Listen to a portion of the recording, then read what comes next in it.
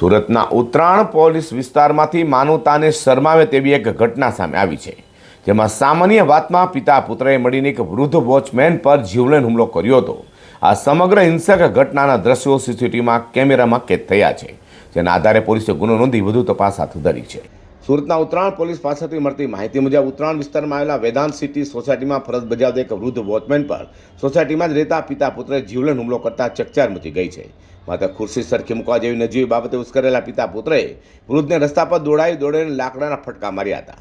ભોગ બનનાર વૃદ્ધ હિંમતભાઈ ચૌહાણે જણાવ્યું હતું કે તેઓ વેદાંત સિટીમાં વોચમેન તરીકે પોતાની ફરજ બજાવી રહ્યા હતા.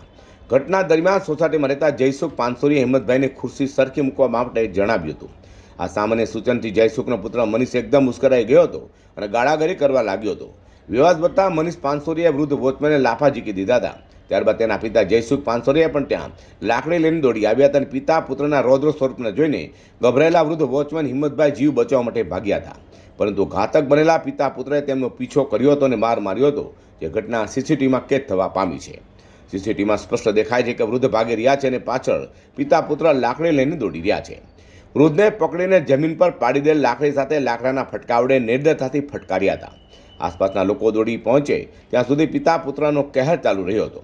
લોકો આવી જતા જયસુખભાઈના પુત્રએ વૃદ્ધ વોચમેનને ધમકી આપી હતી કે ફરી વખત મારા પિતાનું નામ લઈ તો તને જીવતો રહેવા નહીં દઉં.